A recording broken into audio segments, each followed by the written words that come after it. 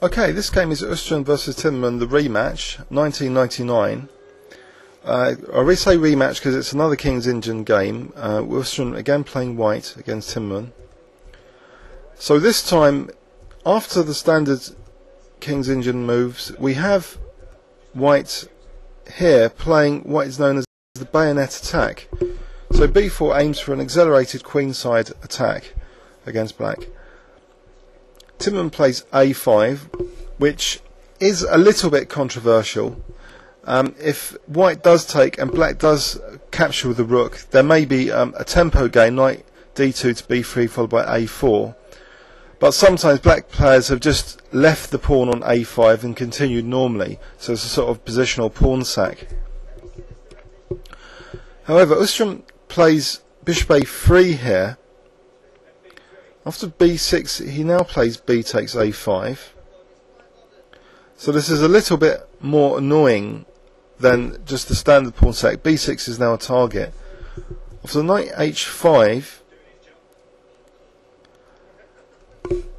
white plays rook e1. Obviously the pawn can't take, so the bishop will be in pre. So rook e1, f5 now. Now bishop b4, so a takes b is really on. B takes a5. Really, this isn't so comfortable for black because there is an a5 target now. It isn't such a nice positional pawn sack. White will have a bit more pressure on the queen side than black would have liked. Now this pawn capture in the centre gives white the e4 square, which in normal over the board chess, statistically this is a very favourable kind of position for white, thematically, to have this strong knight on e4.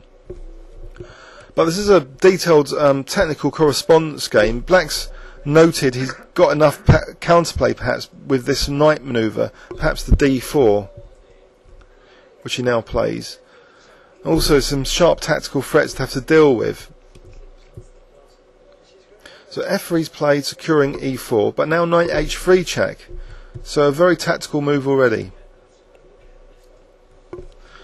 After king h1, now this must have been very carefully calculated by white. Black plays a very interesting queen sack, a temporary queen sack, because of this knight f2 check idea, winning the queen back. But does this turn out to be favourable for white or for black? We're about to see. So knight c2 first, so hitting a3.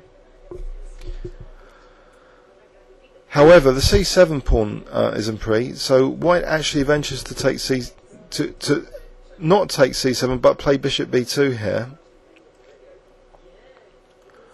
Perhaps just knight c7, rook a7 in fact. Knight c7.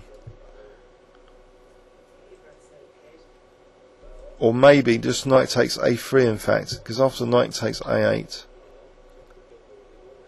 Here black has perhaps bishop f5. I don't know, this still might be good for white, so that's an interesting continuation as well to consider. Just knight takes c7. But what Ooster did play was bishop b2. Then rook f7 was played. Now rook e2. Knight b4. Bishop c3. So black's got some piece play here. But one can't help but feel this simplified position without the queens might be favourable for white because of these targets which are under pressure on black's queen side. a3. And now white wins the a5 pawn, putting c7 under more pressure as well. So white does seem to have the advantage here. If black hasn't got the usual kingside counterplay, white seems to be better, without too much to worry about. So the pawn's getting a bit more menacing now on a5. So far this has been a huge success for this bayonet attack. White hasn't had to face many issues. Bishop h6, further simplifying the position. Unlike their previous encounter in 1996, White's pieces are all doing very well here. There's going to be no terribly bad bishop. which is incompatible with the pawn chain.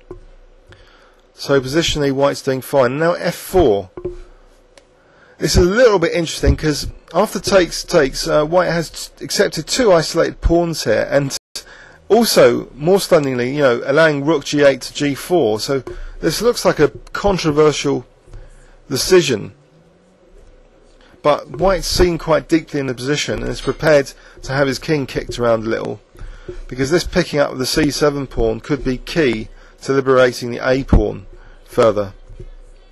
And also now d6 is under pressure, and it doesn't really help black that this king is on the same row as the d6 pawn, as we're going to see later. There's a cunning little tactic which is going to be unveiled very soon. So black's desperately trying to stop this a pawn, and now we have this rook a6. So d6 is a terrible target now, or from white's point of view, a juicy target. And now we have the blow knight takes d6, exploiting this this king being unfortunately on the 6th rank.